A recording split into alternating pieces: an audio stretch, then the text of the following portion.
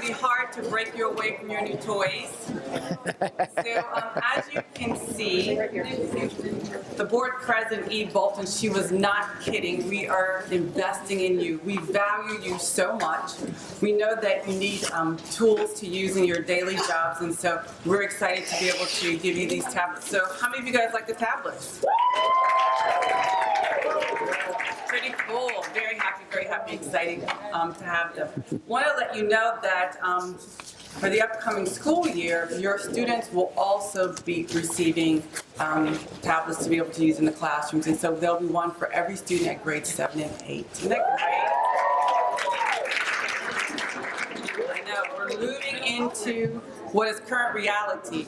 Quite honestly, the educational field has been the last to catch up in terms of its use of technology. You go to so many businesses, when you go to the doctor, they use a lot of technology, and so we want to make sure that our kids have all the advantages that other kids in other districts, in the suburban districts and private schools have, because we believe that they deserve it. And so we're going to provide them with tablets, and you'll hear a lot more about that in the upcoming summer months. So we're so excited that you're here. A lot of us were here at 7 o'clock this morning. We just couldn't wait for you guys to get here. Very excited. Marison has done a fabulous job of decorating the room. It's very colorful. It's very festive. So let's say thank you to Marison.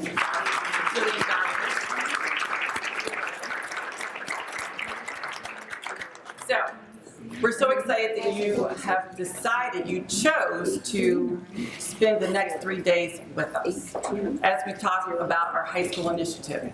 And before I introduce Dr. Davidson, I'm going to talk about the high school initiative for just a couple of moments and give you an overview. So as you will learn, our high school initiative is centered around some major pieces of research tied to the high schools at work. And for the next school year, we're going to focus on 3 major issues. High expectations as it relates to curriculum, a rigorous curriculum, and you'll learn more about that in August. Teacher collaboration, which is what you're going to focus on today. And also advisory. And advisory is something you're going to talk about and spend an entire day with tomorrow. The research is very, very clear around these areas in terms of the need to have a group of educators who drive for results in a high-performing team. And so we know how important teacher collaboration is, and so we're going to spend an entire day on it. The research is also very clear, and you'll hear the actual research tomorrow, around teachers and principals being connected with their students. And so we're going to spend an entire day on the research around the psychology in terms of the brain development of our students at this age, as well as their body developments in terms of their hormones. Our intent is to be able to take this initiative to grades 9 to 12, starting in year 15, 16, and then we're going to build out the following year for the grades 11 and 12. And so what we want to do is we want to capitalize on the outstanding work that you're already doing within your school. We want to build on it. And we want to do something that is truly transformational within our high schools. And this is how it looks.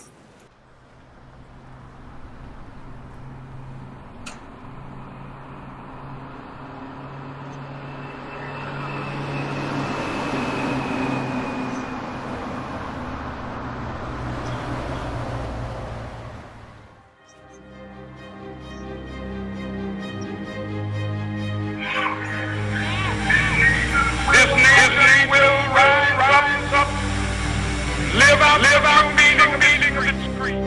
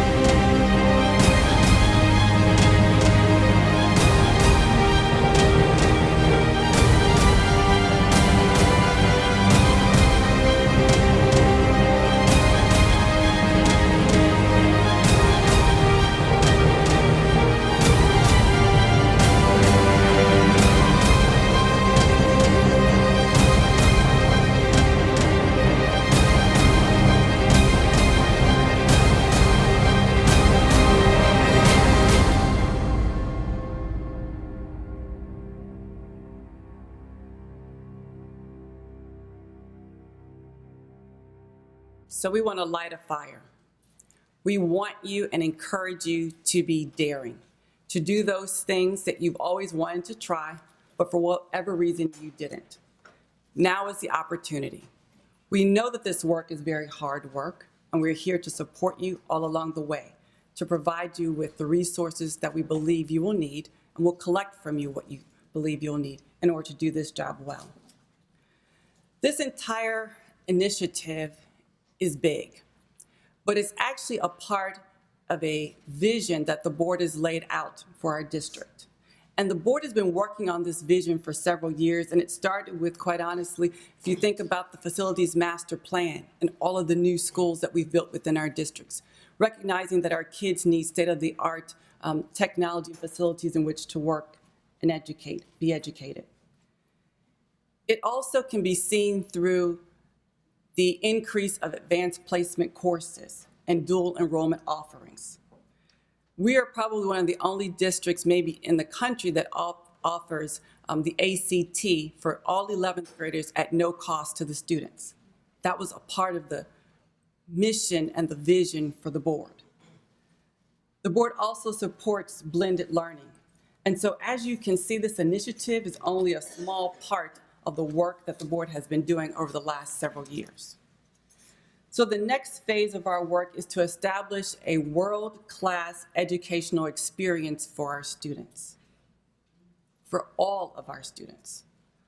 All of the pieces that have been put into place have been deliberate to ensure that our students are ready for the workforce with a competitive edge. So as we continue to create this culture of excellence, we know that we must offer a rigorous curriculum, and we'll talk about that in August. We know that we must develop a culture of high expectations for our students, where diversity is celebrated and technology is embraced.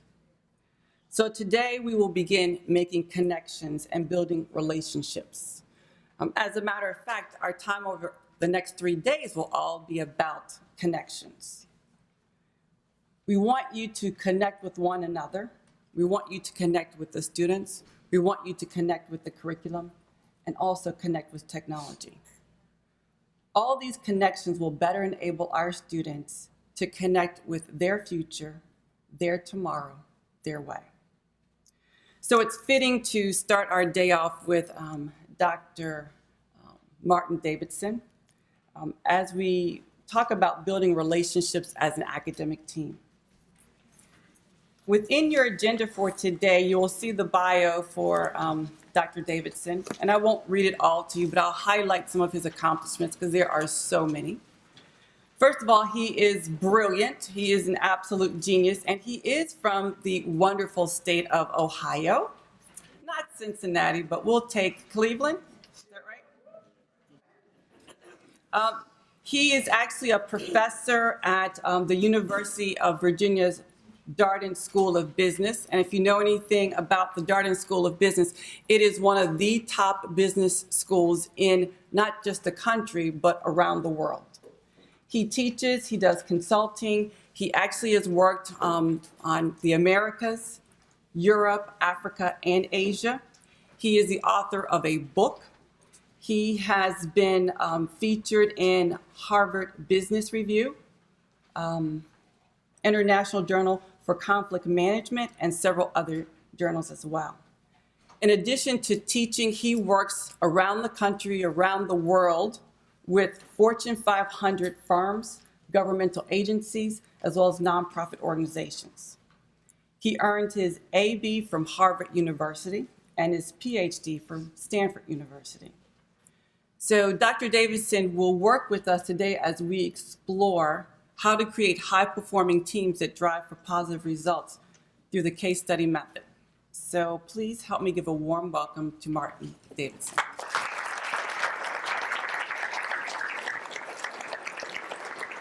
Thank you. Thank you, Laura. It's so nice to be here with you all. I want a computer. Can I get a tablet? It's always a pleasure to come back. I've been here a few times, and there's something about being in this building. And I think part of it takes me back to my roots, so I am from Cleveland. And I'm a product of the Cleveland Public School System up until 9th grade. Oh, 8th grade. No, 8th grade, yeah. So at 8th grade, I went to school at Margaret Spellisey Junior High School, and that year they ended up having a race riot at the high school at Collinwood. And so my parents didn't want me to go there for some reason. And I really wanted to go because that's where all my friends were. But I ended up going to prep school, blah, blah, blah, and other stuff happened. But the time that I had in the public schools, there's something about the energy here that reminds me, because you have to understand, I'm a Great Society baby. So I was born in 1961. And when I went into school, I was tapped in kindergarten as a gifted child. And so I was put into the major work track program. So there was enrichment and major work, which is kind of a weird name. Isn't that major work for like a 5-year-old, 6-year-old? Anyway, major work was really cool though, because we ended up doing things like having like around the walls. I remember when I was in 2nd grade, we had all the different bases numbers, base 1, 2, 3, 4, 5, 6, 7, 8, 9, 10. And we had like, ooh, I'm sorry. I didn't mean to evoke that. Are you okay there? Okay.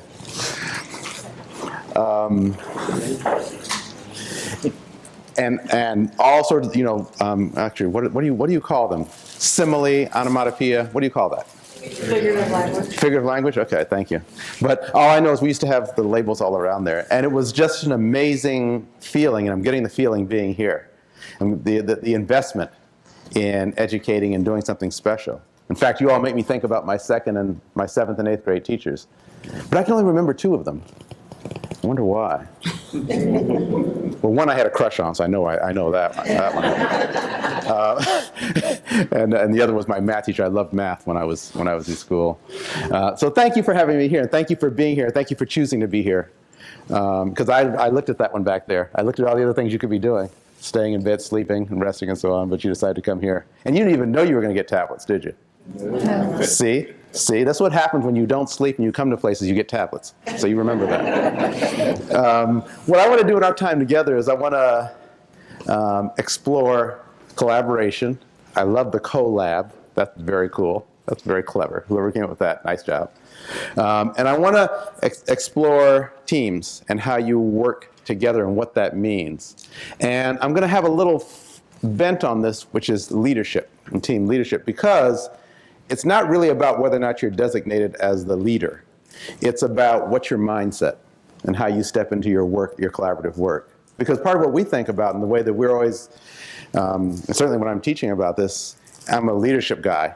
I teach leadership, and whenever I'm coming into companies or schools and I'm talking about collaboration and teams, or whether I'm talking about diversity, or whether I'm talking about weird people, and I'll tell you about that. I do work on weird people. So what does that mean, right? But whatever it is, it always has a leadership quality to it. So I want to encourage you to have a leadership mindset, a leadership point of view, and so we'll talk about that as we go through this morning. Let me ask you this question. You've been in teams before. You've had to do. Oh, I'm sorry. Let me first introduce sort of how we're going to operate this morning, because as Laura said, case method. I'm a case method teacher. Have you ever been involved in case method before? Okay. Briefly, what it is case method is you read a case. Were you able to read the Greenland case? Okay. A case that seems to make no sense or have any real relevance to what you're doing. That's part of what's important about it. And then we're going to have a conversation about it. And the conversation is going to involve everybody. So I know that there's some people at the front, and you'd expect to talk more and more. But I'm going to roam back here, and I'm going to talk to people back here, and I'm going to ask you questions. I'm going to ask you to engage. And part of it is you're talking to me, but you're also talking to each other. Because part of the way this learning happens is that we're learning together. We're learning in the round. And so what I hope we'll be able to do together is just talk about our insights and talk about what we're seeing and talk about what we're thinking about and talk about whatever comes to mind. And I'll call on you mostly unless you get really rowdy and just start talking out. And then I don't know what's going to happen then. But that's what the case method is really about. And together we're going to make something come together from that. I don't know what yet, because I don't know what you all are going to, I don't know what's going on in your brains, but we'll figure it out eventually. Okay? So let me ask you this question. Have you worked in teams before? Yes. Okay. Best team you ever worked in? Think about it for a second. The absolute best team that you've ever been a part of. Do you feel it? Can you see it? Do you remember it? Tell me about it. What made it so great? Honesty. Honesty? Tell me about honesty. What do you mean, honesty?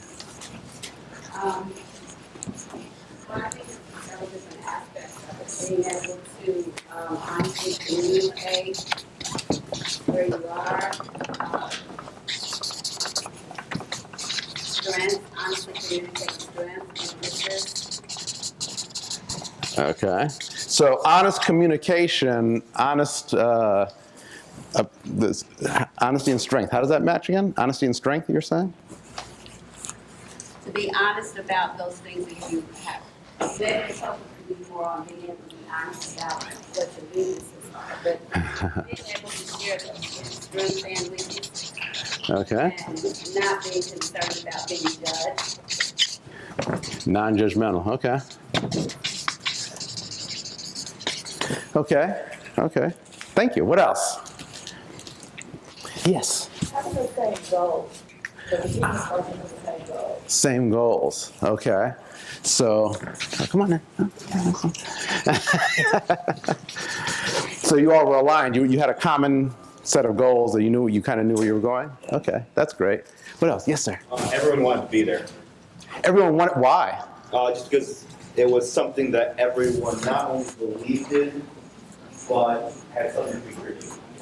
Okay. So everyone wanted to be there. So they felt like they added value or some kind? Okay. Disagreements. Disagreements. What do you mean? Being able to disagree, but still respecting each other afterwards. So it was a good team, but you fought. You? So you enjoy fighting. I don't personally, but I was attacked a lot. Ah.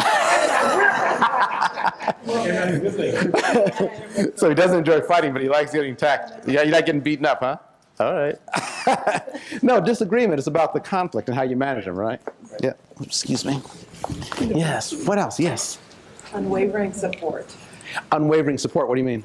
Just no matter what, you knew that your team had your back, and Your team supported you. So the other members of your team were supporting you. How did they support you?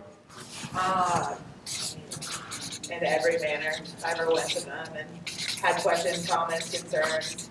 They supported the decisions that I made and helped implement. Okay. So can you give me an example? I just want to understand so I get a sense of what support looks like. If there was an issue with students in one class, I would go to one of my team members and we would talk about it and brainstorm how to help and use their opinion, and they supported, whatever decision was made, and we supported it throughout a team. Okay. 4 of us. So would they support you even if it was a bad decision? No, I mean, they'll argue if it's not, but they support. Okay. So the support wasn't just, hey, sorry. Arbitrary, it was. Yeah, or I'm sorry, your name is Alice? Alicia. Alicia. So Alicia, they would support you whether your idea was dumb or whether it was great. Is that? That's a wonderful question. If it was dumb, no, but they were still supportive of the fact that, that's what wanted to be, or that they needed implementation, and then from there would help brainstorm better ideas. Gotcha, yeah. Because support comes in many different ways, right? Sometimes support is, yeah, you go. Sometimes support is that we have to fight about that because that's not going to work. And we have to, and together, because we're all invested, we're all on the same team, we're gonna hash this out. Sometimes that's support. Support is good. Okay. Am I missing anything that's so compelling that you absolutely just have to say it? It's like, okay, yes. I can't see your name, so. Everybody worked really hard individually, but all obstacles were met as a team, as a united. So individual hard work, but obstacles were faced as a united team. Individual hard work, but obstacles were met as a I kind of get, well, I don't really get what you're saying. I guess I'm trying to say two different, maybe it's trying to link two different things. Maybe they can't be linked. But individual hard, where everybody worked very, very hard. Uh-huh. There were no slacking. Yep. And then the other one is obstacles were met as Individual, hard work. I think they are connected because you connected them. So there's something that you saw. So I think that's important. Individual, hard work. I don't know what you're talking about, but I'm going to write it down anyway. And obstacles together. How about success? We actually hit those goals. Sorry? Success. Success. We actually made our goals. Oh, there's that, huh? My team was good because we won, right? That's definitely a big piece of it, isn't it? That's an important part. Absolutely, yeah. Yeah, that is kind of an important one that we left off, isn't it? Okay, I got it up there now. All right. Yes? We had time to collaborate as a team here. You had time to collaborate. Ooh, time to collaborate. What does that mean? Tell me about that. Every day, we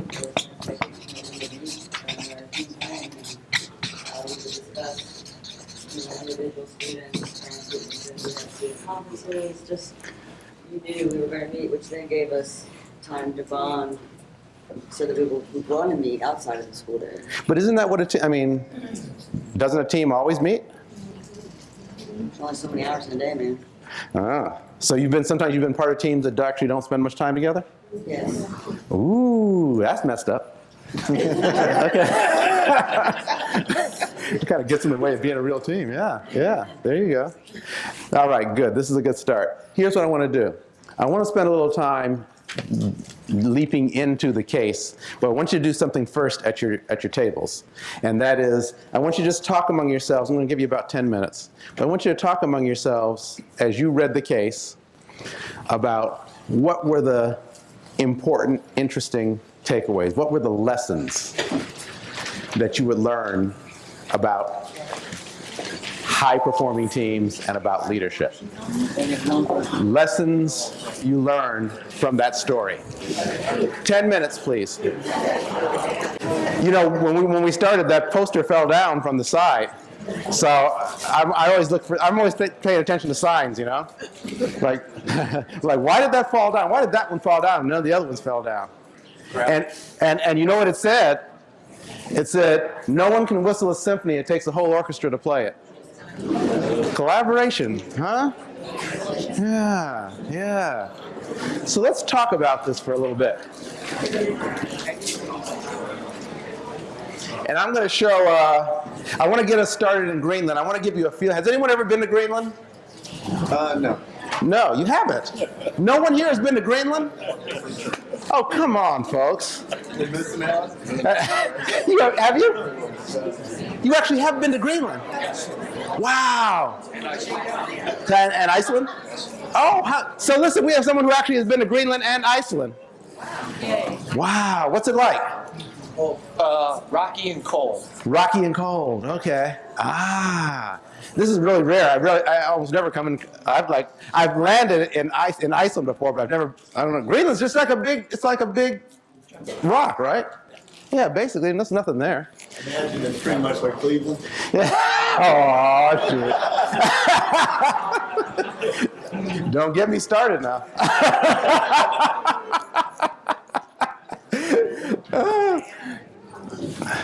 Oh, there we go. Let's turn that. Let me show you a little bit about what it looks like, so you just get a feel for it.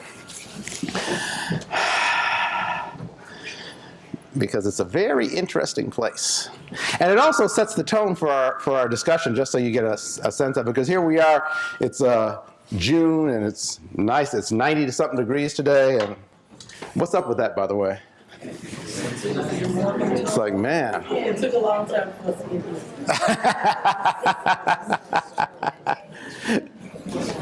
Here's Greenland. So here's the ice. Can you all see it? Okay. It's kind of like, that's it there. That's the ice. And this is from the helicopter above as they're sort of coming in.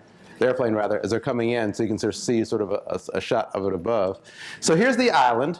And if you see the red stripe, that's the trek. That was the point of their trek. That's part of the island. So they weren't the widest part of the island. It was not the narrowest, but it was a more narrow part of the island. And that's where they were actually making their crossing. I like to think about this as just imagine that you took a cross section of what they were doing. And essentially, the reddish-brown line is the ground, and the line above is the ice. So that's one big block of ice that they're walking on top of. Now, has anyone ever walked on top of ice? Okay. What's it like to walk on top of ice? It's slippery, of course, right? And have you done it for a sustained period of time? No. I was on my butt for a second period of time. You were on, right? I mean, imagine you're walking on a block of ice. Probably a little cold, right? And so this is their trek. The entire time, they're just walking on top of ice. So, it's actually kind of gorgeous if you look at it too. I mean, it's like some kind of movie or something. It's really amazing. These are some of our intrepid movers, trekkers, and so you get a sense of them. And here you get a sense of them as they're sort of crossing and seeing at least one place where there's a bit of distance. So you remember them talking about sort of the staying together. So you see a bit of distance happening here in this particular photograph. And you can see the tracks that they're sort of creating as they're following through the tracks. It's really lovely. Just so you get a feel for the temperature. Okay. So these are the dates that's going on. And hey, it's not bad. -10 Celsius, that's not bad. Right? For wind chill. And then, but look at what happens as they're going along the trip. Day 23, 24, day 25. We're looking at a wind chill factor of -60. Okay? So, and they're still trekking. And they're not fresh there. They're in there, how many days into it? Almost 10 days into it at that point. And then it gets better, right? It gets all the way back up to -10, which is, whew, what a relief. Okay? So these are very, very difficult conditions. Extremely difficult conditions. I think this is Morton, I believe, who wrote the case. He was a student at Darden back in the 90s, and one of my colleagues sort of ended up having this conversation about him, and they wrote this case basically because they thought it would be a fascinating leadership and team case. And here again, you see them, along their trek. And I'd love to. Can I dim the lights just so we could begin to see this? I don't know how to do that. It happened before, and it was really brilliant how you did it. Thank you. Here you can see now this is not ice on their nose, although obviously that was one of but this is the, what do you call it, they would put it on, wax. It's like a, sorry? I don't know. So you know something about this? Just a little. Okay. But it was to prevent freezing, prevent cracking of the skin, and so on and so forth, right? So it's very intense. You see the sun that's rising all the time. Again, just really beautiful pictures as they go along.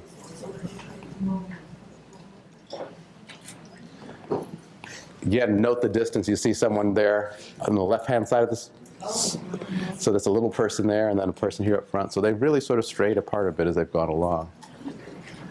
Okay. Are you feeling chilly? Are you feeling iced up enough?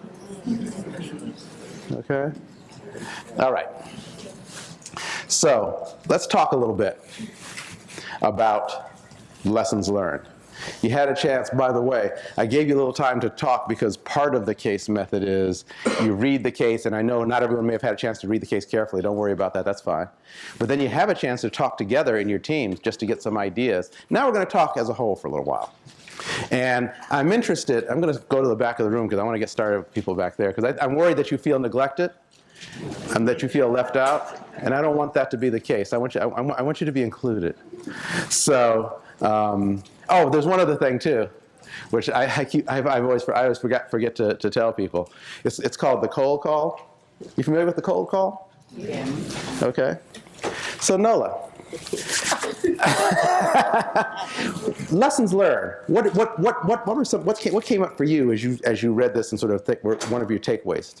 What was important? One of the things I talked about was that every member put in something extra. Okay, something extra. What do you mean?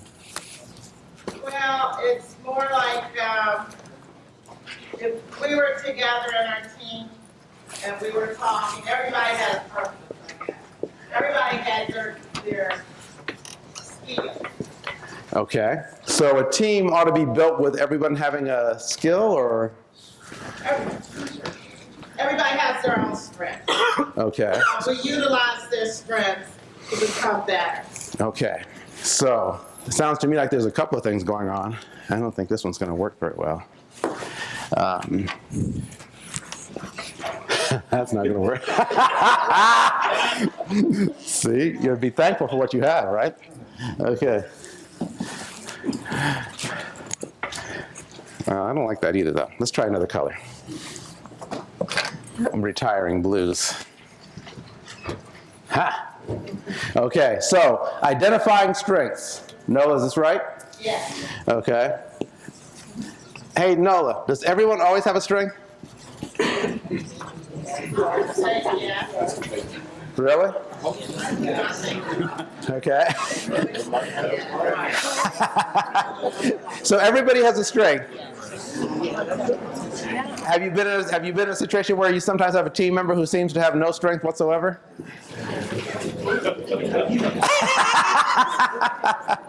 Anybody? Have you seen that before? Okay. So, Nola, we're not done yet. Come on, Nola. What was that? Okay. What? Right. So, you want to identify the strengths, but does everyone necessarily have a strength? What do you think? Yes, we will identify the strength, whatever it is. We will search it out, find it, we'll recognize it, we'll celebrate it. But wait a minute. She's like, close this out. No, I'm not done with you yet. Okay. Sometimes, aren't there some people who are just bad? Who just, I mean, they're human beings. We're all human beings. That's not in question here. But aren't there people who just are useless? No. Come on, really? Okay. Let me say this. Okay. Maybe I do not notice it at that time, Okay. but eventually I will, and everybody in my team will find something positive or strength out of that person. So, Let me give you an example this year. give me an example. I want to hear it. I love it.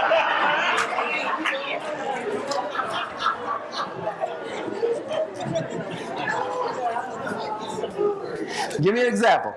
All right. Yeah, let's hear it. For example, we had a very difficult team member that did not want to pull their weight, Uh-huh. but rather do their job adequately. Uh-huh. And I would have to talk to this team member because no one else on the team wanted to. Okay. Okay.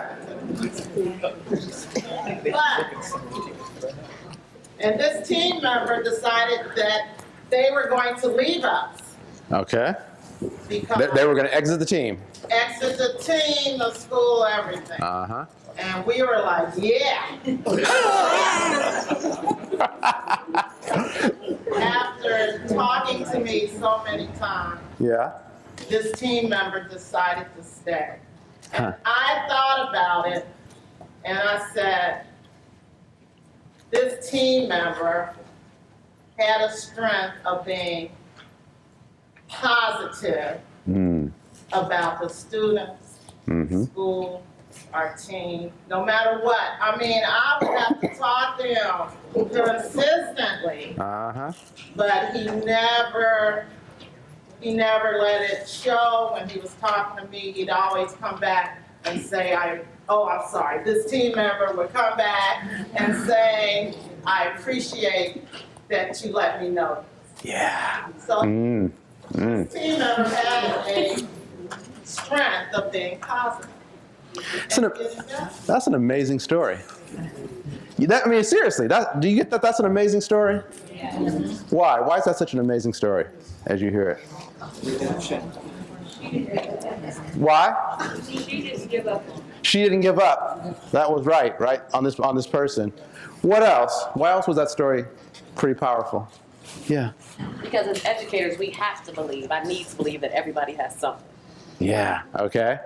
Yeah, you have to believe that everybody has something, right?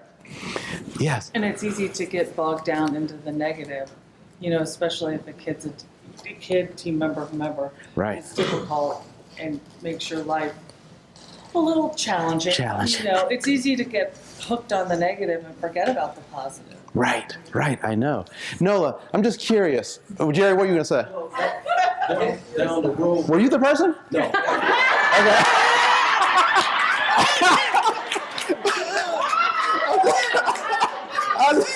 Because I heard her say he, and then you're the he, and then I'm like... I wouldn't have let Nola get that off.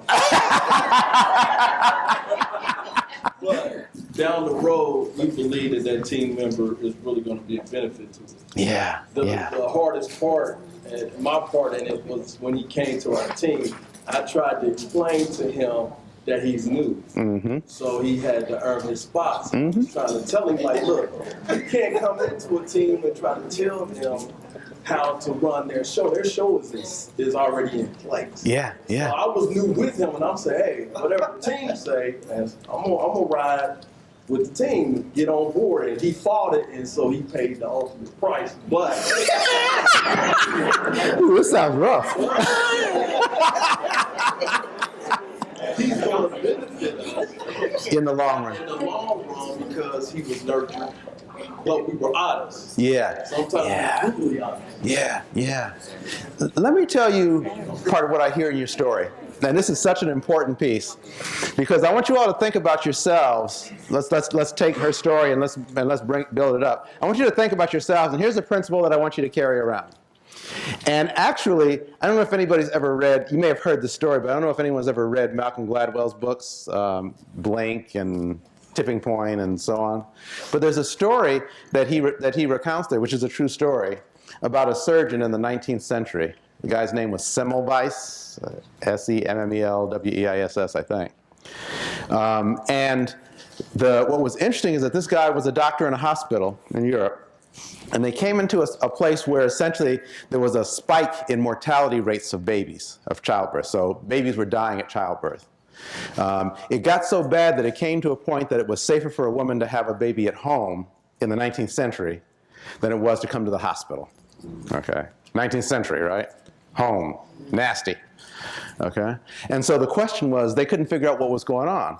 So he works with data, because he's trying to figure out exactly what's creating this, and he gets the data, and he finds out that part of what happened was what? What do you think was creating the spike in mortality? Wasn't it the doctors were coming from the morgue, washing their hands? You got it. So they were working on cadavers, right? And they were coming back and then working on the babies. Now, this is before germ theory, so it's not like they were just being gross. They just didn't have any idea that was what was creating the problem. And what was interesting is that once he actually provided the data, immediately, of course, they changed their behavior, right? No. They didn't. Yeah, and why not? I mean, obvious, right? He's bringing data. Why wouldn't you just say, oh, let's start washing our hands? Why wouldn't they do that? Why wouldn't they do that, you think? Because it's not what they've always done. It's not what they've always done, right? Okay, so A, they have a habit of operating the way they operate. What else would get in their way, do you think? Time, pride. Time to actually start to do something different. So they're under pressure. Correct. Pride? Pride, because they don't want to be seen as the cause of causing their abnormal behavior. Right. Think about that for a second. About yourselves as team leaders, about yourselves as educators. Because I want you to play with this whole idea of yourself is that when you're looking around your team and you're seeing people who, there's always that person, if we only get rid of that person, this would be so much better, right? Do you know what I'm talking about? I want you to think about this. The reason that's the case is because of you. You think it's the other person because they're messed up. But I want you to consider that the reason that they're messed up is because of you. You are the one who's making their life difficult. You hear what I'm saying, Stephen? Yes. Okay? Yeah, you got it, right? And here's how it works. And Nola, you did something. I don't know what's wrong with you. You're weird. Because what you did was, if I heard your story right, you were really ready. You really would have rather this person be gone. But you did something different. You broke the cycle. Because the natural cycle is, we don't like you. We really wish you would go. People start they keep pushing back. They don't know what to do. And so eventually they leave because everyone's happier. But you decided not to do it that way because you thought that there was something valuable about this person. And so you came back. So you washed your hands. That was good of you to wash your hands. Thank you. Yeah, it was good. And we'll see. I mean, this guy still may be useless. I don't know. You're investing, right? And we'll see. But the purpose of washing your hands is so that you clear away the thing, the noise that's keeping you from seeing what's real. Because here's the other thing, which is when you're have you ever had this experience when you're so annoyed with somebody and they can't, it's really hard to see them as doing anything right? You must know somebody like this right now, right? In a team or maybe back at your house. Right? Really bugging you? Part of what happens for us when we're doing that is that when we start to move into blame mode, we've been infected. Our minds have been infected. I'm not saying the person isn't doing stuff that's not good. That's not the issue here, actually. The issue is your ability to see it clearly. And it gets compromised because we're so angry with them, or we're so upset, or we're so frustrated. So your challenge as a leader, as a responsible team member, is to wash your hands, okay? Frequently. In fact, you should have hand wash. I'm just going with this metaphor. You should have that disinfectant, right? That allows you to keep clearing yourself so that you can begin to explore and see clearly what's happening with this person. Nola, you're our teacher here, so what did you do? I hear what you're saying is that you stuck with it. Tell us how you stuck with it, because you're pretty frustrated, right? Yeah. With this guy. Yeah. So what'd you do? How did you get over that? Sure. I would just see him, walking down the hall, and I gotta talk to him again. Here, let me talk to you a minute. Yeah. And I would just talk to him and say, you really should. No, but wait a minute. No, what do you want me to say? No, because you're almost like you're like a case study in of yourself. This is great. Because I'm walking down the hall and I just want to keep walking. I don't want to talk to him. He would come back. But I mean, I'm saying the tendency would be, I'd want to talk less to the person. I just kind of especially if they're on the way out, I just want to let them go. But why didn't you? I don't understand why. I don't understand why you wouldn't let go. Why you wouldn't just? Because we all had the same goal, and he was not there. He wanted the same goal, but he didn't know how to reach the goal. So we as a team decided. Have you all ever been in Nola's position before? Anybody else? You've had this person. Somebody else. Yeah, give her an assist, because she's onto something really brilliant here, right? You've been here, you've had this experience, you had a bad team member, you had somebody who's annoying, and somehow you turned it around. Has anyone ever done that before?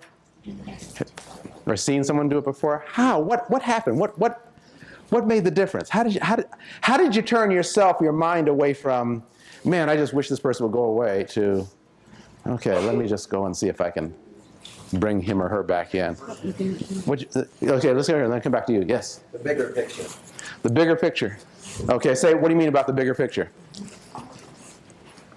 You have to see beyond the immediate and see or further in the future. What's best for the group and what's best for the individual. So there's something about the bigger picture, right? So it's not just the daily frustration or the daily annoyance, but there's a larger goal. I heard someone say that a high-performing team was about having the same goals. So I heard that. So that's one piece. That's good. So remembering the bigger picture is a way to keep your hands clean, right? What else? Yes. I got to know the person. They're bringing their own personal life experiences into what they're doing currently. You got to know the person. Huh. That's interesting. Like how? You go out and have drinks or something? Questions you ask them in getting to know them. You know, Uh-huh. they always lived in Cincinnati. Where did they go to college? I'm not from Cincinnati. I understand that the big thing is out in high schools there. And just a little bit about them personally. Okay. Okay. Yeah. So you get, who is this person? What are they really about? Yeah. Yes. The ability to realize that maybe your idea isn't the best, and if you take time to listen to what they have to say, maybe they do have a better way of getting to that final goal. But what if your idea is the best? How do you get to the place where figuring out that your idea might not be?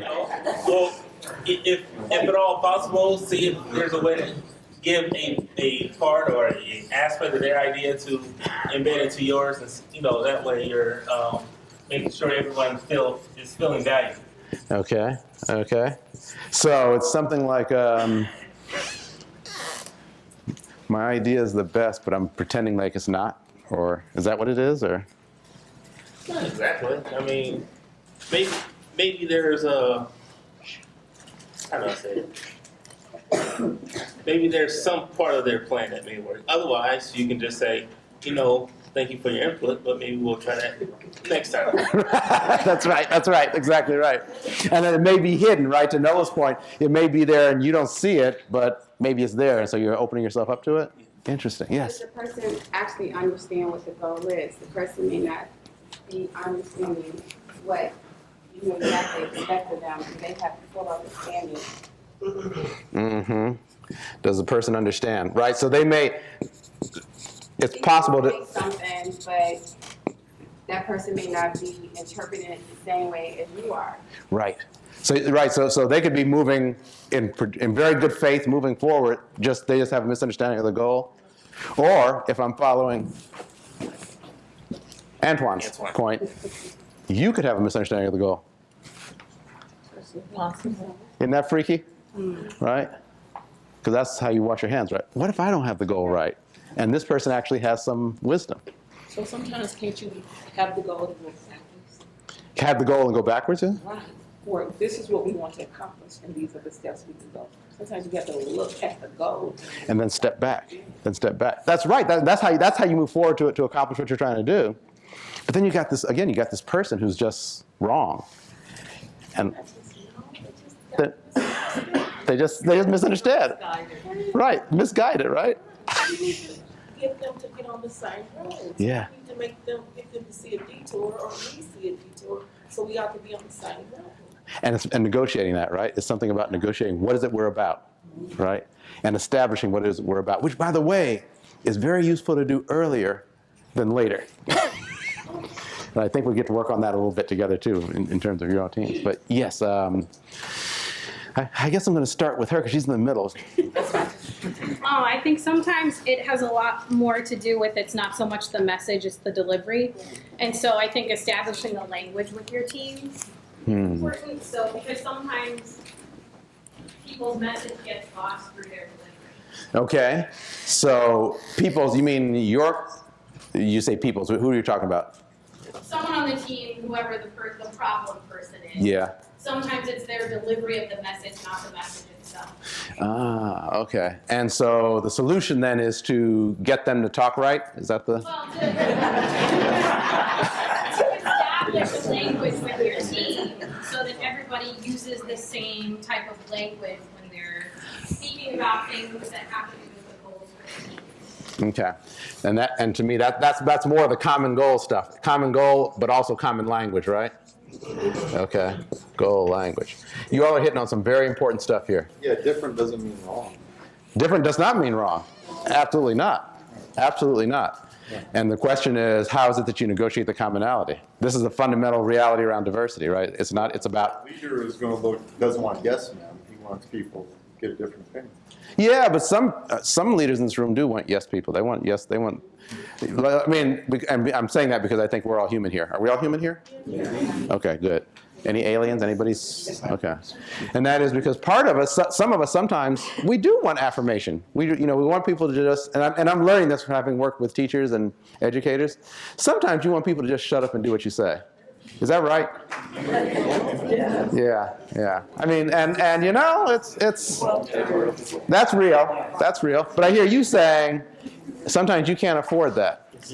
Okay.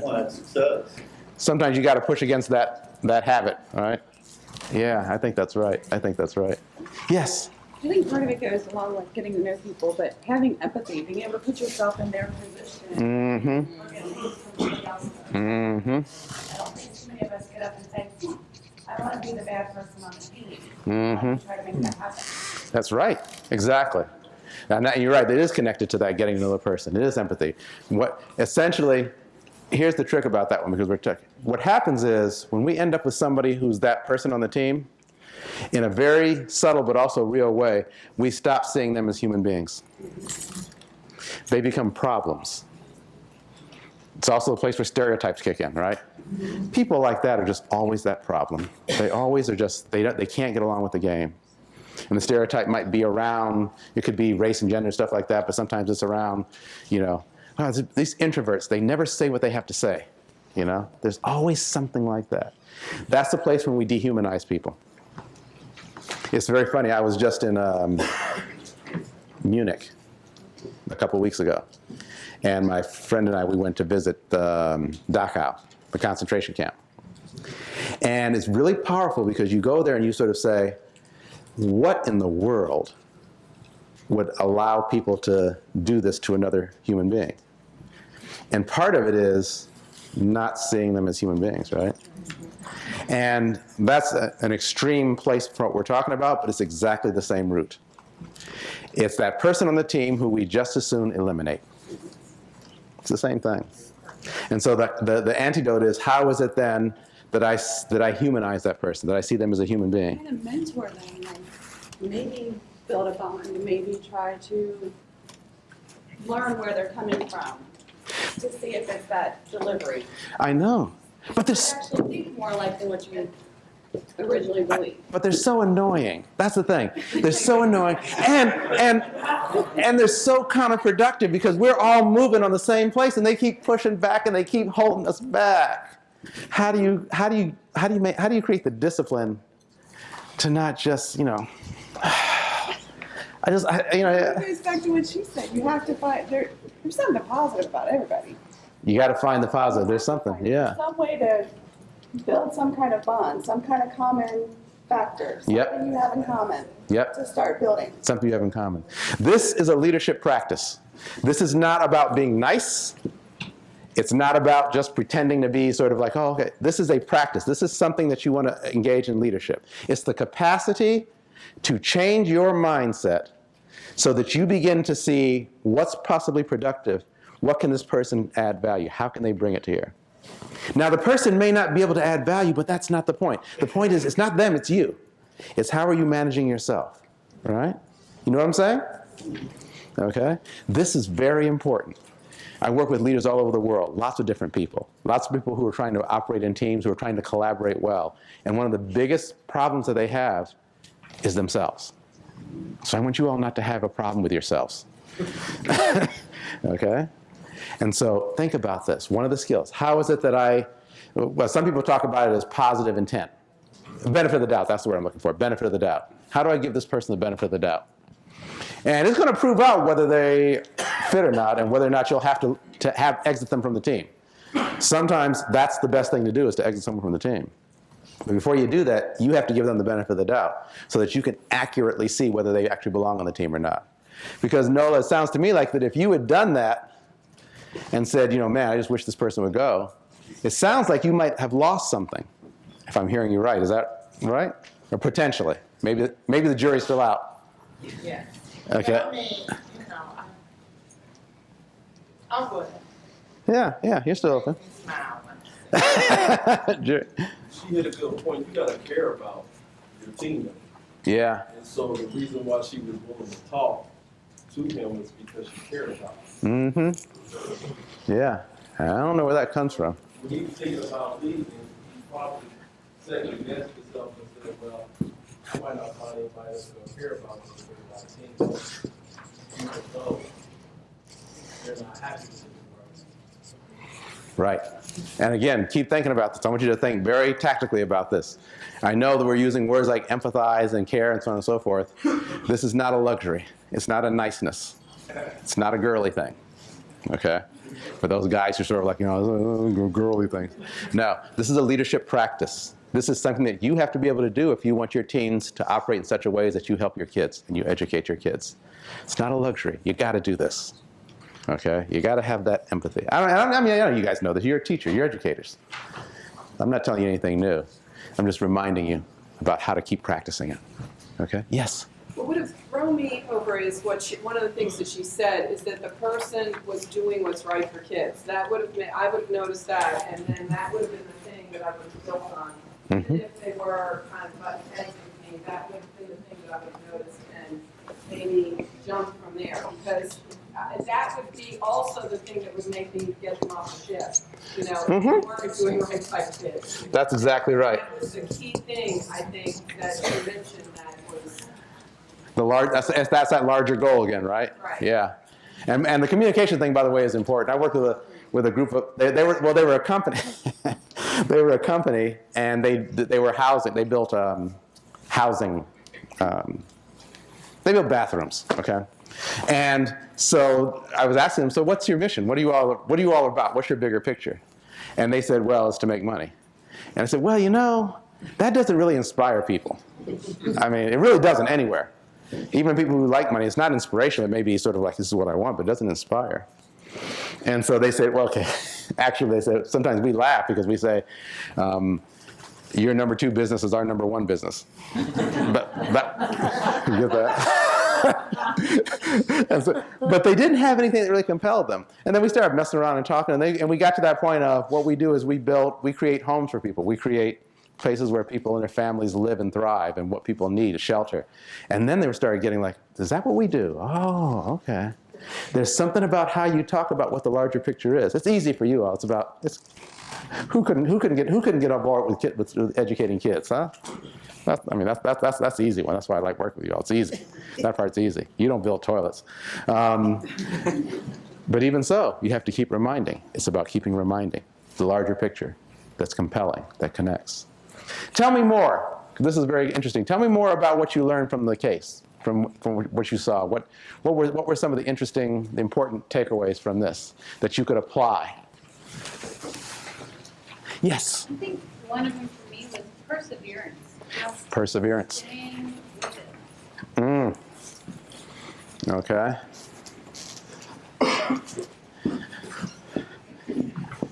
And you saw that happen for them somewhere in the case? Well, even in her case, she persevered. She didn't stick with it. I mean, she didn't give up. She kept going back. Hey, you're valuable. We see something in you. We want you to stay with it. Yeah, the stick-to-itness? Stick-to-itness, right? Absolutely, absolutely, yes. Other things? Yes? The part that really stuck out at me and that relates back to your team story is your team is only as good as its weakest member. I thought, well, then you guys both that's like each other. You are the weakest link, all right? Team as good as weakest member. Is that real? Is that true?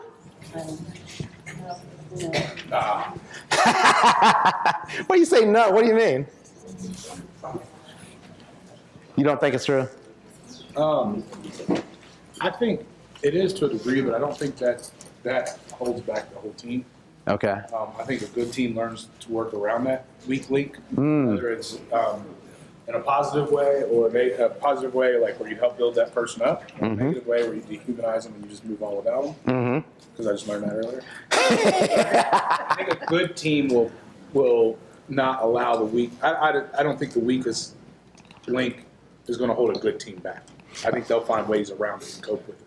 A weakest link won't hold a good team back. If a team is good enough, it can survive a weakest link, or it can thrive in the midst of a weakest link, is what you're saying. What do you all think? Is he right? Do you agree? What are you thinking? Well, the part that stuck to me is that the joys of the journey. So many times you just see that end goal, and it's almost like you're wishing your life away. You can't wait until you get to this next point or whatever your goal is, and you forget to enjoy the moments that are happening right now. Whether it's the ahas or just that actually seeing somebody smile or laugh, whatever it may be, you can't skip the 9 months to get to the very last thing. Because when they got there, it was almost like they said it was anticlimactic. Right. It wasn't even what just the sheer bliss they thought it would be because it was over. Right, right. Yeah, there's something about being overly attached to the goal that isn't the sweet spot of this high-performing team, right? There's something about enjoying, or I don't know what the right word is, enjoying or being, I don't know what the right word is, but you got to get it along the way. There's things, living in the moment, right, as you're going along. Interesting, interesting. Yeah, yes. On the weakest link, Yes. I agree that it doesn't have to hold back a team and prevent a team from reaching its goals, but there is energy that has to be placed there. There is a factor that draws the team's attention in order to get past that. So I think it's completely possible for the team to be successful at whatever goal they're trying to reach, but they have had to contend with that. Which is interesting because it connects to your point, which is you're doing it in spite of it, which I don't know, when I've had weak links that we're trying to work around, it's not very pleasant a lot of times. It's kind of stressful. And we get things done, but I'm not enjoying it. I have a question. Yes. Does the weak link, is the weak link actually the weak link if that is the person that makes you look inside yourself and be sensitive and makes you wash your hands and see what you're doing wrong? Is that actually a weak link, or is it a weak link because you see that person is not helping you reach what you think the goal is that hasn't been explained to that person? So why is he the weak link or she the weak link? Excellent question. You hear what she said? Yeah. It's like, it's that whole idea of how is it that you transform. I mean, it's kind of, I tricked you a little bit, or they're tricking you in the case, talking about the weak link. I'm hearing you transform that language completely. It's like, I'm not thinking about you as the weak link anymore. I'm thinking about you as the learning opportunity. And in fact, you're one of my best learning opportunities. Okay? And that's a really interesting way of thinking about it, right? And it's not really esoteric. It's very actually practical. It's very, very practical. Well, I'll tell you one of the ways that it's very concretely practical, just in case you hadn't made this link. This is one of the fundamental challenges around working with diversity. And that is, people who are different are seen as weak links. They don't know enough. They don't know as much. They're not as experienced because they're different, so they haven't been here like the rest of us have. And so it's kind of like, they're kind of frustrating. They're sort of annoying. And if you're getting sort of social about it, then it carries with it all kinds of societal challenges around it too. Prejudices, discrimination, so on and so forth. But it's exactly the same thing. It's like the person who's different is the weak link. How do I transform that so that they become the learning opportunity? The way in which I can get better. And not learning opportunity like, let me teach them so they're not weak anymore. You said something different. You're saying, how is it they become a source for me to help learn? It's really important, yes. I think it's also important to talk about how the weak link is dynamic. It's not like we pigeonhole a person on our teams. It's like, hey, somehow the tent poles were lost. Okay, they have to deal with that and figure it out without blaming, without, okay, 2 people have diarrhea. Somebody else has nosebleeds. There are different things that the team had to work with. And at different times, that weak link is gonna, it's organic. Yeah. Hey, Noah. Have you ever been the weak link on your team? I'm thinking about this current team that has this guy on it. Have there been moments when Noah, have been the weak link? I think in my mind, I felt that way. Yeah. It may not have been an outward, well, how can I say maybe the team did not see it, Mm-hmm. but maybe in my mind, I felt it. Mm-hmm. Hey, Jerry, you were on the team, right? Yes. Did you see her? Did you see her become a weak link at different moments? Be careful now. We had a situation. You see how long it took him to come up with this? Right.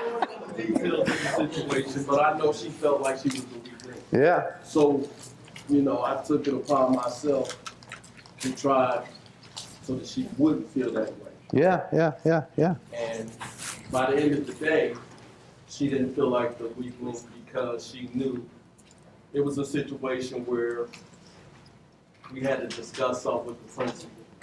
And I was about to leave and she said, no, you need to stay. Because I thought it was resolved. Mm-hmm. But she just wanted me to stay for support to make sure that somebody didn't say anything out of character. And she knew I would step up for her. When she couldn't speak for herself, I would speak for her. Mm. And at the end of the day, she knew, okay, I'm good. Uh-huh. The next day, she could come back and the students knew, and we knew, and the principal knew that we don't have any weak links. Interesting. Nola, what's your last name? Taylor. I want to write a new case. Nola Taylor, the Cincinnati Public Schools. Now, okay, let me give you my address so I can get some of the. Maybe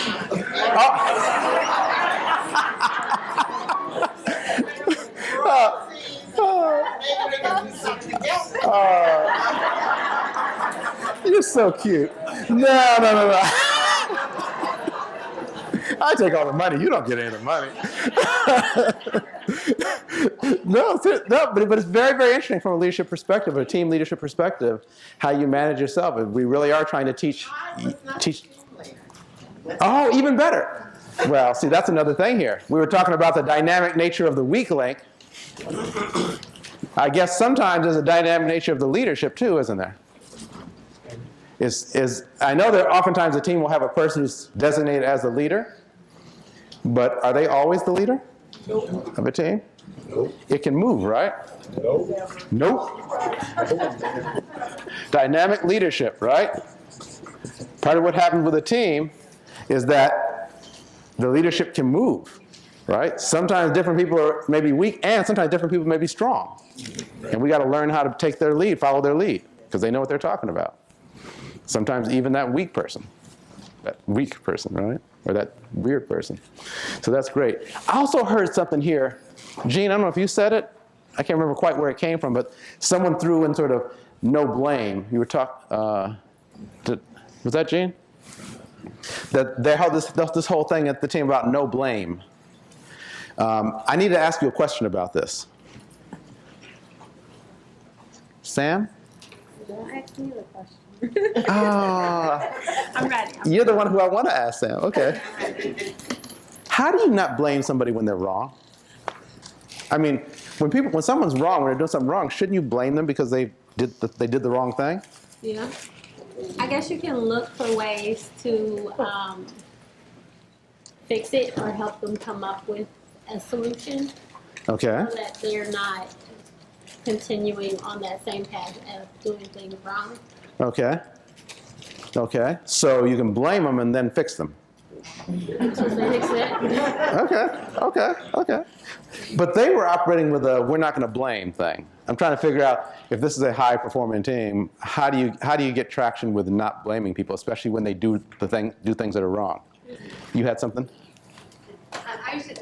Because they were always looking at their end goal.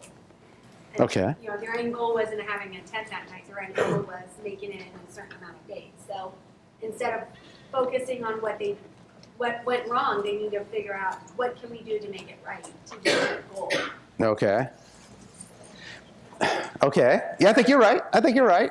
But I'm still like, but that person did mess up though. And isn't there something wrong when someone messes up and you don't blame them? Isn't that a problem? Not blame. Blame is not the word. Hold them accountable. You got to hold them accountable, but blaming them means you did it, we're not going to fix it. When you hold them accountable, okay, you did not follow through, but how can we make our team better? Where do we go from here? Okay. There are two different things. Well, they owned it. They could have brought more tents. Okay. They owned it. Yeah. Oh, so it's like it wasn't just the one person's. Yeah.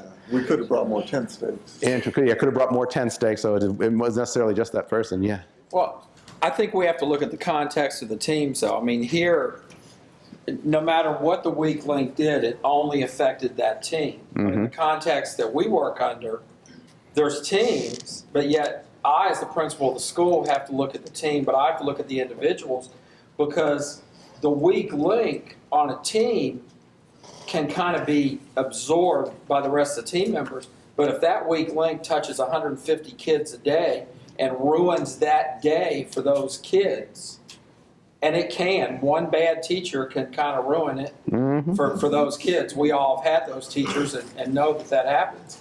I think it kind of changes the context of what we're talking about, because that's a team that is a team in itself. But the teams that are here today all are going to have a set of kids. And if one person is ruining it for that set of kids, then whether you call it blame or accountability or whatever, the weak link has to be dealt with. Otherwise, you've got 150 kids who are not getting what they deserve. Yeah, I'm with you on that. I'm just thinking about the difference between the blame and now, Antoine, you're talking about this accountability thing. I'm thinking about that distinction. And kids are going to blame. Well, I think in the context of the case, they didn't know who had lost them. They may have fallen off the backpack, they may have fallen off the sled, whatever. They didn't know. Now, in our data-driven society, of course, we can pin down to the child or the teacher who's, quote, to blame for us not meeting our goals. However, blaming means I could have done your job better than you with the exact kids you have on that day. None of us can really say that on a given day. So I think an effective team looks at the problem and says, instead of, Jenny did it again, we say, here is our commonly held problem that all of us deal with. How do you deal with it? Yeah. How do you deal with it? How do you deal with it? And how do you, quote unquote, the weakest link, never calling them that, how do you deal with it? What are some of the successes we've had with those various strategies? And then allow them to come to the conclusion on their own, or subtly press that, those good ideas their way so that they can come to some realization that maybe what they're using as a strategy is ineffective. So you manipulate them the right way. Absolutely. Yeah. Right. I mean, because I hear it's the power of conversation. I mean, we're all honestly sharing, and I don't know that anybody is necessarily intentionally manipulating. Yeah. It's a matter of how do we organize a conversation around this common problem in order for everyone to see what we're doing. That's the power of the team, because I can't come into your classroom on a regular basis. You can't come into mine. So share with us what's happening with this child or with this curriculum in order to be successful. And intentionality does matter, actually. Are we doing it in the service of the larger goal? Are we doing it because you said something real subtly here, but to me it captures blame. Blame is always, by the way, remember this when you're blaming your spouses or you're blaming your kids or anything, blaming is always about creating a way in which I can show you that I'm better than you. That is all that blame is about. It serves no other purpose, no other function, no other root. Blaming other people is about how I show you that I'm better than you. So remember that. Blame equals I'm better than you. And that's a very, very different activity from accountability. Okay? It's about, a lot of times what blame is self-justification. It's sort of showing you that I can see the better way, I know the better way, I'm just superior. And again, whether that's true or not, because sometimes I am just better than other people.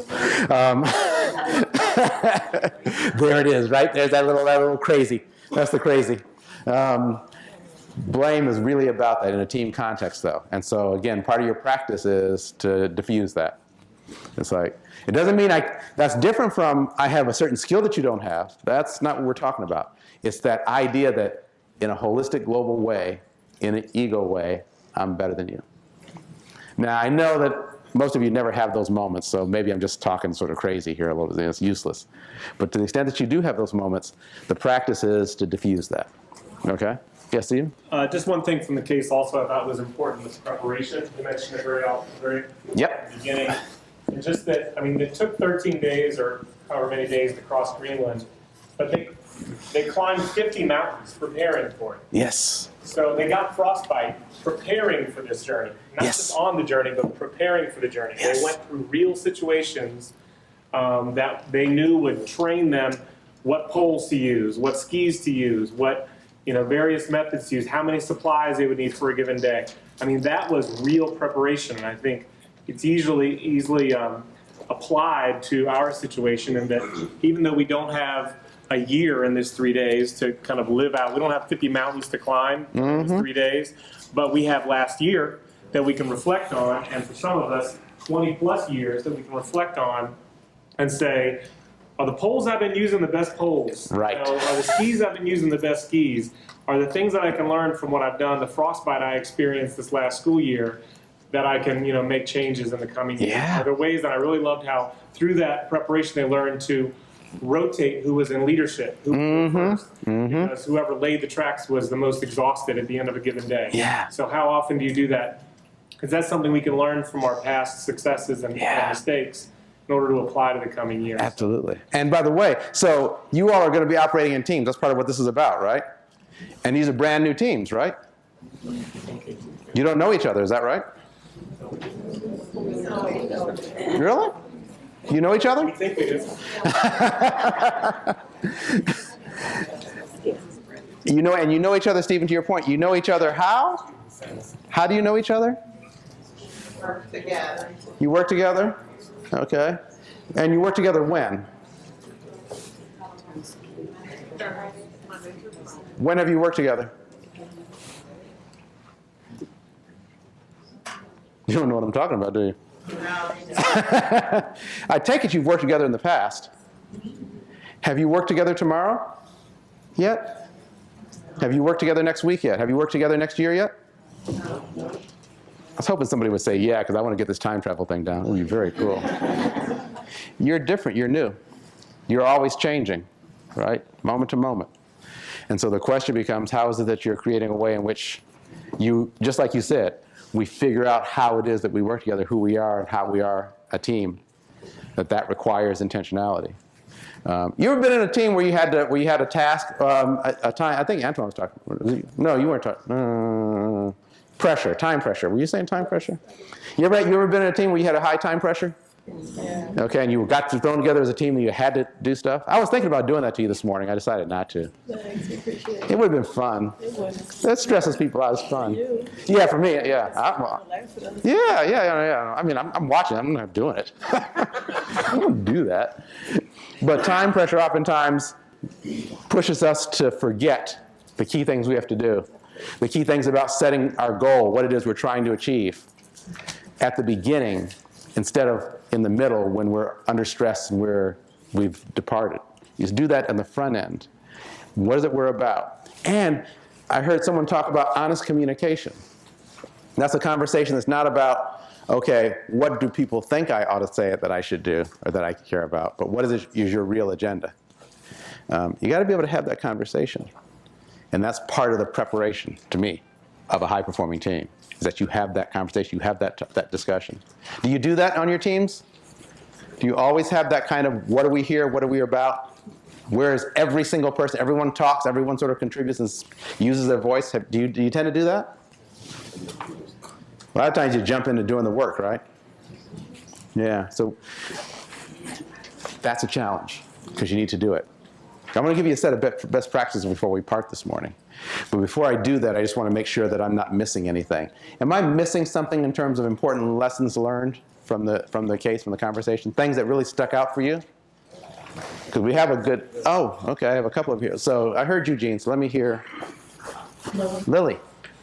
Well, one of the things, the makeup of the team. The makeup of the team. How do you mean? Well, they initially started with 7, 8 people, and it ended up with 4.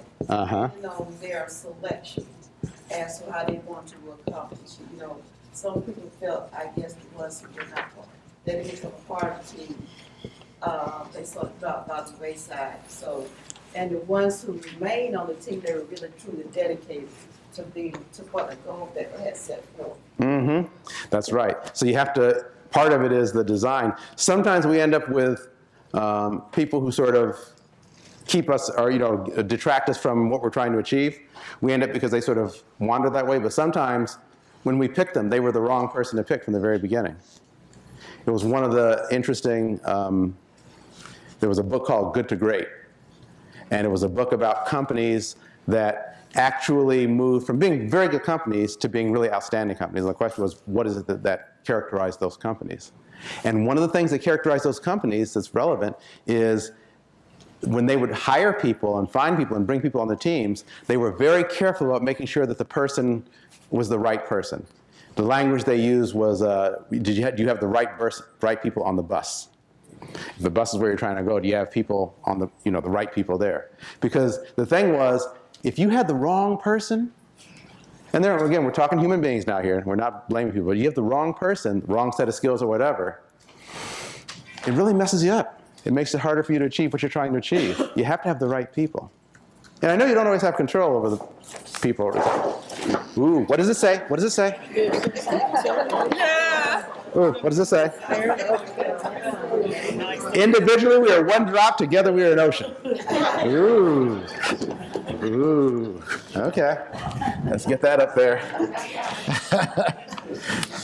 Yeah. Everybody okay over there? Okay. Things happen for a reason. All right. So, I forgot what I was talking about now. I think that's more important. The bus. The right people on the bus and in the right seats. So getting the right people on the bus and making sure that they're doing the things, as Nola said, that leverages their strengths. I will never let you go. Ever. Because you are so wise, that's why. And make sure that people are doing the right things, that they're positioned in ways that allow them to thrive. Okay? That's become very important. Yes? Another thing that was important, that even when you're tired, it's okay to admit you're tired, because it helps your team. And some people are workaholics. They don't want to take off. So you can't exist without them. Or sometimes admitting that you're tired. Some people may think that you're a weak link or whatever. But if you're not strong, you can take the energy from everybody else. And as a team, we have to take care of each other. That's right. So. That's exactly right. So you said two different things, admitting that you're tired and taking care of each other. And it's so interesting. I was honest. The very first thing that someone said, honest communication. Who said that? Sorry. When I was you were talking about honest communication. This whole idea of being honest and forthright is so critically important in the teams that we see that really do well. Is that people tell the truth. And like you said, sometimes the truth is, I am whooped. I got to slow down. Whether it's on a long trip or whether it's, a late day and something like that, you got to tell the truth. And it's for two reasons. One is, if you're messed up, you should not become so stressed that you get sick and stuff. I'm really against that. The whole idea that you burn the candle at both ends. And I want to say this specifically to you all in this room, because my working impression is that you are a highly committed group of people. Is that fair, do you think, as you know each other and you know yourself? Would that be a fair? I just think you do a lot of stuff. You do incredibly important work, and you're underpaid. You are underpaid, right? Yes. Don't ever say yes to that question. Don't ever say no to that question. You always say yes, right? Yes. And yet you keep doing what you do. And so I identify that as sort of a high commitment. I have a tremendous amount of respect for you all. Because you're like my teachers. You were the ones who sort of raised me. There's another piece that's connected to that, which is the importance of maintaining and separating out that whole idea of, I got to run and burn candles at both ends because it's important. And anybody who tells me that what I'm doing is not important, they're just wrong, because it's about the kids. Yes, it's about the kids. And when it's really about the kids, then it helps you separate your own ego thing, which is, I'm a savior. You got to let that stuff go, because that actually keeps you from being a savior. It actually makes you just kind of pain in the ass. What's more important is that you're very, very clear about who you are, what you're trying to, and what the larger goal is, and what the big picture is. And sometimes the big picture requires that you step it down so that you can live to fight another day, right? And you've got to be discerning. You've got to wash your hands so you can see clearly, so you know exactly what to do and when to do it, and that you preserve yourself, okay? This is really, really important. Because it's easy when you're doing something, when you're engaged in some kind of debauchery and you're overdoing it. It's easy to judge people and tell you should stop that. But when you're doing great work and you're overdoing it, it's a lot harder to intervene and to say, stop doing all that good work so much. Slow down. And that sounds crazy, doesn't it? But I'm telling you, sometimes for some of you, for you workaholic people, stop doing all that good work. I need you to stop. I need you to take a vacation. I need you to take a break. I need you to meditate. I need you to do whatever the heck you need to do to sustain yourself. Because that's the most important thing you can do for our kids, is to be a sustaining force. Do you understand what I'm saying? Mm-hmm. Do you really understand what I'm saying? Yes. Sort of you do. Some of you aren't letting it in. Okay? Sustain yourself. Take care of yourself. This is very important. You were going to say something, Lori? We had talked about stepping outside the box and taking risks. And if you are afraid that you're going to be blamed when that risk maybe doesn't work out so well, you're not going to want to do it. If you know that you are in a safe place and that your team supports you, and you're going to be able to achieve more than you would have otherwise. They were able to shave off so many days because they took the risks and they did things differently, be it with their skis or not taking the rifles or whatever the case may have been. They took risks, but they knew that it wasn't going to be you're the scapegoat, you're why it went wrong, because they could trust each other and go from there. Yeah. Taking kisses. Oh, that's interesting. Taking risks. That's what came out. Taking calculated risks, right, was part of what they did. It was very I don't know if you're aware, so part of the reason that I'm here, that I know you all, and that I know Laura and other leaders in your school system is because of the work that University of Virginia at our ed school and our business school do around helping turn around schools. It's a program called PLE. And I'm teaching 2 programs right now. I'm with you all, but I'm also leading a program in Virginia. So I'm co-locating. It's kind of cool. But I was working with a group yesterday, and we were doing this little exercise, and it was really interesting. Because the exercise, in a nutshell, was, as a group, about 60 people, you had to cross a bridge. And the bridge was kind of like a hopscotch. It was tape, masking tape on the floor. And there were particular rules about how you could cross. And I gave the rules at the beginning. And the exercise was all about change. And so part of what I was doing was I was changing the rules as they went through. And one of the things that was interesting, don't worry, it was worthwhile. It was fun. At least it was fun for me. No, there are a lot of powerful lessons about change in it. But what was interesting about this particular group of teachers and principals is the way in which, once they realized, and by the way, the reason they knew that rules changed was I had this little buzzer on my iPhone. I was like, so whenever you stepped in the wrong place, I would go, right? It's kind of mean. But part of what started happening is that people wouldn't step onto the bridge. It's like they didn't want to be the one on the bridge when the buzzer rang. And so, because they didn't want to be sort of called out, they didn't want to look like they had done the wrong thing. Of course, and this is a stupid game, right? But nevertheless, we feel it, right? And we don't want to take the risk. But in any high-performing team, as you saw, part of it is about taking the risk and stepping out. And you got to learn how to do that. You got to be able to do that in order to be able to work effectively. It's so absolutely true. Yeah. Let me take a little time. I just want to, because we're going to close in a little while, I just want to take a moment and give you just a few pieces of structure around how teams work well, high-performing teams. And you can use that and build that as you begin to I was going to say coagulate. I kind of like that, though, as teams over the next couple of days. So let me put this up here and just, highlight. There we go.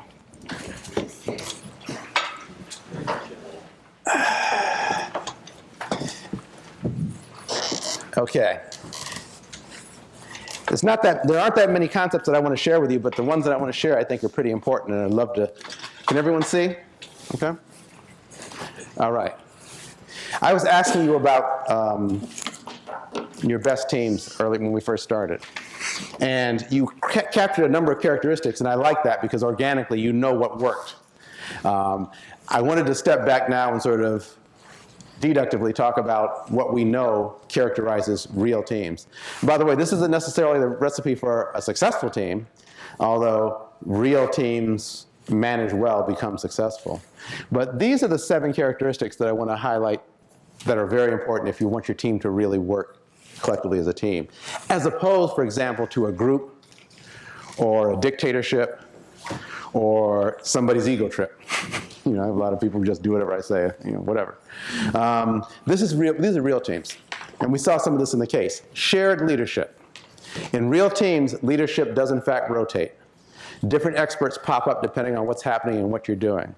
And the whole idea that we allow for that to happen, that we leave our egos at the door, that we really engage and listen and respect people because they're bringing something, a strength. As Nola talked about at the beginning, they're bringing a strength. That's part of what real teams do. They share their leadership. The second thing that real teams do is that they have mutual accountability. What does that mean? As you read that, what does that mean to you when I say mutual accountability? Because we talked about accountability a bit. What is mutual accountability, do you think? Everyone's involved, everyone's accountable, right? All for one for all. All for one for all, right? So you are united. But the accountability piece, what does that feel like? You've been on good teams. Do you know what's that look like when you have real mutual accountability? Can you give me some example? Can you what do you think? Yeah. So when we were working together towards the OAA scores being pulled up, we have different members of the team that tutor. Mm-hmm.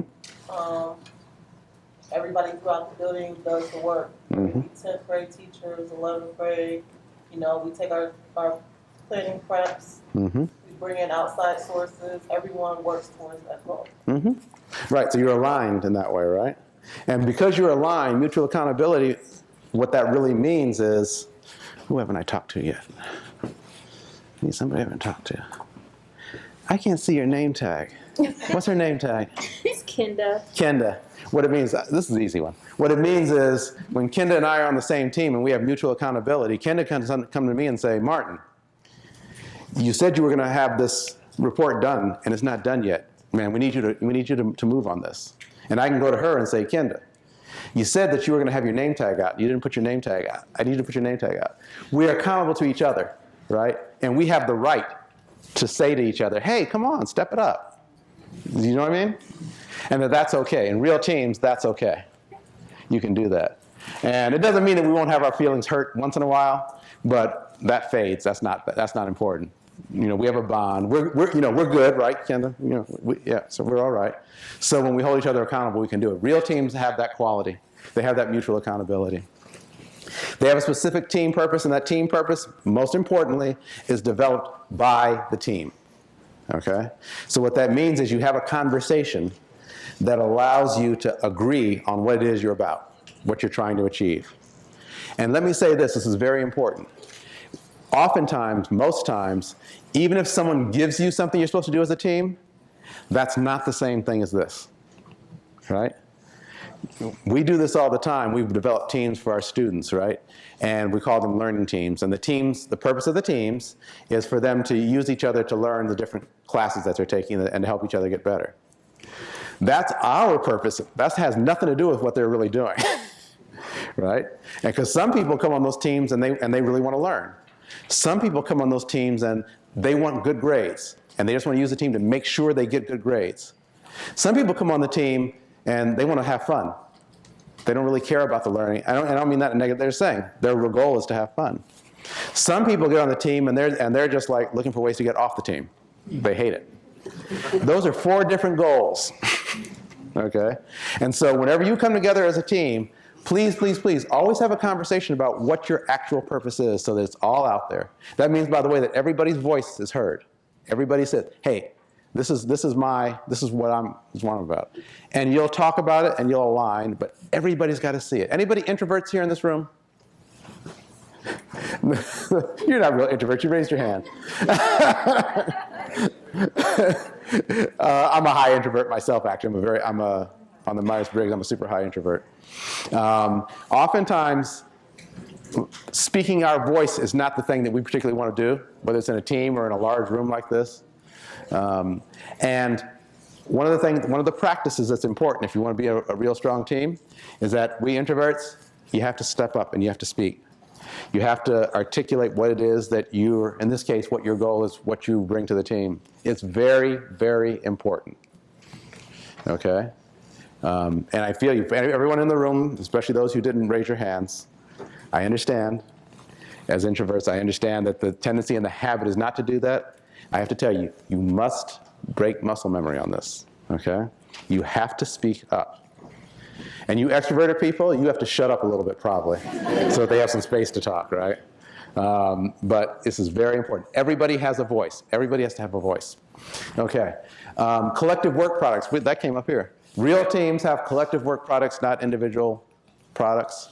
And so what that means, it's kind of like, is this you, Noah, again? Was this you? Who was talking about, no, it wasn't you.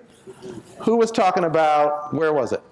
Individuals work hard, but fight obstacles together. Who was talking about that? And I said I didn't understand you. Now I understand you. Okay? It's collective work products, the things that we do, whatever we're coming up with, it's about the team. No I in team. Okay? And even though, there's I just realized that individual begins with I. Ah! That's funny. Okay, so there's no I. Yeah, that's really cool. Okay, so it's collective. It's always joint. It's never about individual sort of achievement. Okay, it's not ego, right? Lots of open-ended discussion, so you make sure you make time. I know sometimes there isn't time, but here's my thing about the time thing and how you manage time. You can pay me now or you can pay me later. If you don't talk about stuff on the front end, I guarantee you're in for a world of hurt, conflict, unspoken stuff, nasty stuff, backbiting. It's all going to come. Get stuff out. Create discussion on the front end. No team ever avoids this and stays intact. Okay? You got to talk. You measure performance by collective work product, and you discuss, decide, and do real work together. Real work meaning what are the tasks that we're supposed to be doing, and you do that kind of thing together. You can break up into subcommittees and teams and sub-teams and things like that, because that's a perfectly fine structure, but you always come together, you always have coordination, okay? Those are the characteristics that capture and describe a real team. Are the teams that you think about, are they real teams as measured by this? The teams when you think about your own team experiences? Have they been real teams? Was the good one a real team? Just out of curiosity? Okay. Because it ought to have this kind of quality to it if it does. I want you to think about this, that effective teams have 4 fundamental functions, okay? And they're captured by this grid. They have a task function. It's about getting something done, success, by whatever metric. They have a process function. That is, I'll give you examples of this in a moment, very straightforward. Process function, which is, what is that? What is process function? What's team process? What does that mean? How you do things. How you do things, right? The way we operate. They have a creative function, and they have a pragmatic function. What do these look like? These are the kinds of things that you're asking and the kinds of statements you're making when you're dealing with each of those functions. So when you're talking about tasks, there are things like, so what are we supposed to be doing? Okay, let's get going. You do this, I'll do that. Let's get back to work. What was that assignment again? Sounds like actually a lost team to me. But follow the questions. I don't have time for this, let's get to work. These are all task kind of comments, okay? They're comments that focus on getting the actual work done, right? Am I missing anything? Are there other kind of comments that are task comments that you are familiar with? I mean, there are lots, but other things? Task.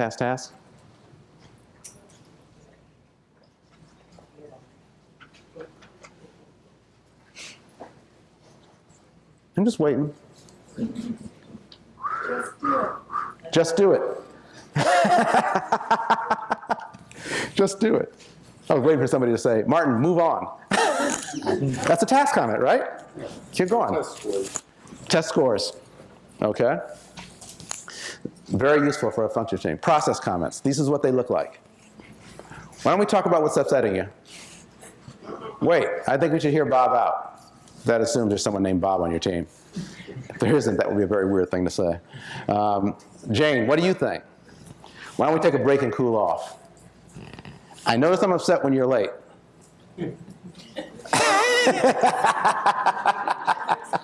Never say that kind of stuff, right? How can we have done better today?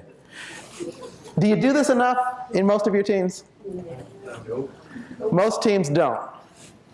Most teams don't leverage this particular team function of effective teams very, very well. Okay? We tend to be really, really good at tasks. We're really focused on that, but we're not very well educated here. Which means we haven't developed, someone talked about trust, oftentimes we haven't developed just the language skill to ask some of these kinds of questions.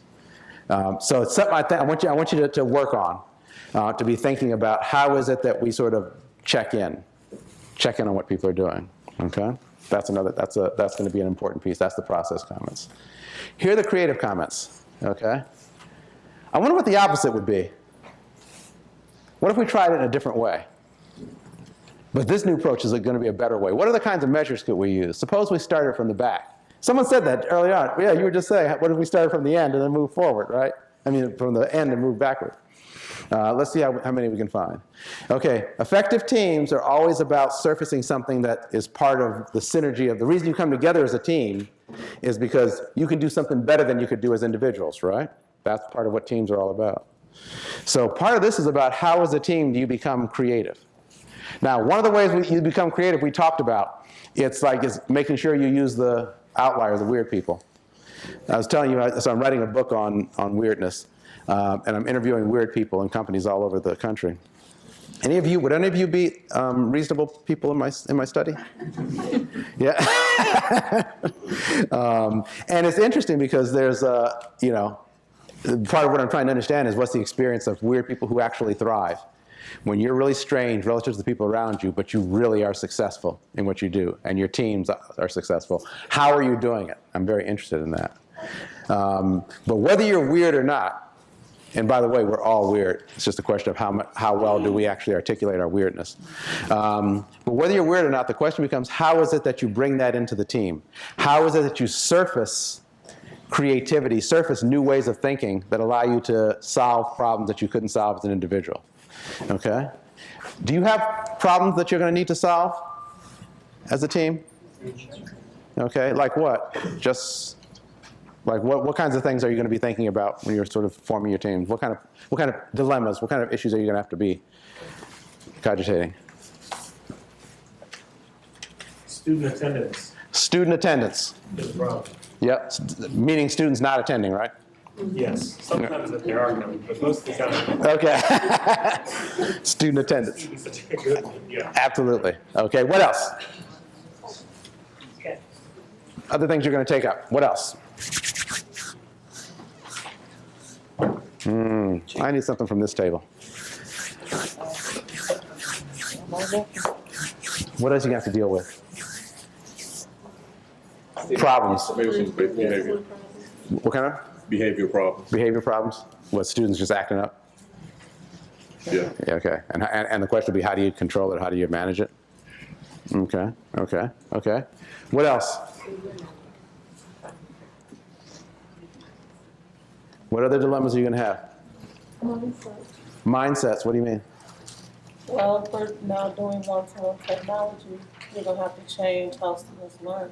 Ah, okay. Learning, so they're learning mindsets. Great. How about, what else? What were you going to say? New standards. New standards? Okay. Okay. Things won't work in December that worked really well in September. Yeah. Yeah, because December is like cold and nasty. That's right. Look, creative comments are oftentimes and ways of thinking creatively are turning stuff on their heads. I keep thinking about one company that I worked with once, and that their whole thing was, we want to hire high school kids when they get out, because we're a consulting company, and we want to retain really good kids, smart kids. They were software engineers. And they would hire them, but of course, at this time, this was around 2000, these kids had lots of options, so they kept leaving, right? So we said, we really want these kids here, and they would come and they would go, and they're like, what are we going to do? So you know what the solution the guy came up with? He said, you know what? We're going to hire these really great kids for 2 years, and then we're going to fire every single one of them. It's like, what? What you're trying to do is you're trying to retain. Why would you fire everyone? And his thinking was, and it worked, was, look, we can spit in the wind all we want. They're never going to stay with us. So here's what we're going to do. We're going to bring in a cohort. We're going to treat them amazingly well. And then we're going to fire them because we know that they're going to go to other companies, and then those companies are going to drive business back to us. Okay? That's a very creative solution. I don't know what your creative solutions are, but use your team, get one. Okay? It's fun. The creativity is fun. It's really great. Okay, and the final function? Pragmatic. Now, some people, does anybody like this one? People who sort of really just like these. Let's get this thing done. You know, let's. I mean, here's my question. Any of you people have to-do lists that you have? Any of you sort of do an activity that's not on your to-do list, and then you write it on the to-do list and then check it off? Yeah, you know who you are. Okay. Very important role, though, being that pragmatic person. Very important role. So thinking about that. 4 functions. What are they? Task, process, creative, pragmatic. Okay? 2 poles. Effective teams always have those. Okay? Let me close with this particular idea. And this is just to mess with your heads a little bit.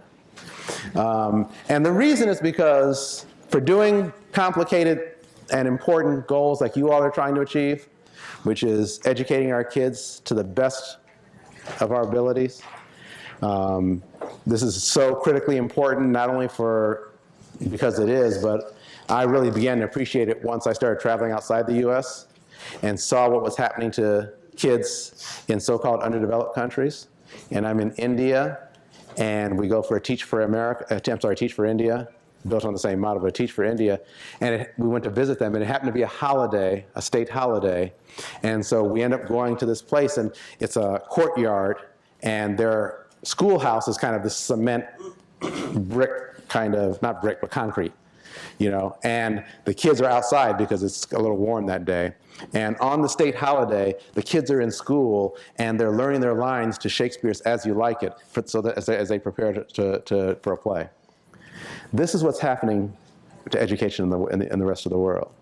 They don't have places like this, lots of them don't, but they're working their butts off in lots of different ways, in the humanities and the sciences in particular. There's tremendous competitiveness out there in terms of what's happening to kids. We do great, we got to do better. And so one of the things that you all were highlighting in terms of the dilemmas, I often think when I was doing this work and looking at leaders all over the world, I find that the single biggest challenge or biggest skill that really good leaders begin to develop is how they deal with paradoxes. How they deal with the absolute contradictions. You know, this stuff is like, I could do it if I had this, but I'm never going to get this. You know, welcome to the real world, right? I don't have to tell you guys that. I know you're working effectively with all kinds of constraints and limitations, am I right? So part of your job as a team leader, part of your job as a leader in education, and I'm using that word not because of position, but also because of your mindset, is to figure out how you pull together the things that seem to be contradictory. Team leader paradoxes. How do you embrace individual differences and collective identity and goals? How do you let somebody be their own person but also be part of the team? Right? How do you support and confront? I love you, but we're going to fight today. Okay? How do you focus on performance and learning? And that's an important one, by the way, because teams that are effective have to get the job done, but they also have to prepare themselves to continue to be effective over time. So they have to simultaneously get the job done, which may be time pressured, but also learn while they're doing it. Okay, so that's another important thing. And how do you balance managerial authority and team member autonomy? How do you be both? How do you be a team leader, but also be a team member? Okay? So I know you probably thought I was going to give you answers to how you do that, right? I don't know. But you'll figure it out. And you have 2.5 days, 3 days together this time? When are you done? Wednesday? What time? 3. 3? Okay, so you have almost three full days. Why don't you use every minute of this time? Not that I want you to sort of become a workaholic on this, but I want you to use each other as resources. Talk to each other. Talk about some of the stuff here. Talk about the other pieces that you're going to be stepping into and other learning you're going to have. And keep working together as a team so that when you get done on Wednesday, you're really positioned to be continually effective and continually performing and really delivering something that our kids can really thrive from. Thank you for your attention and time. You all were fun. You're kind of an interesting group of people. It was a pleasure working with you. Thank you.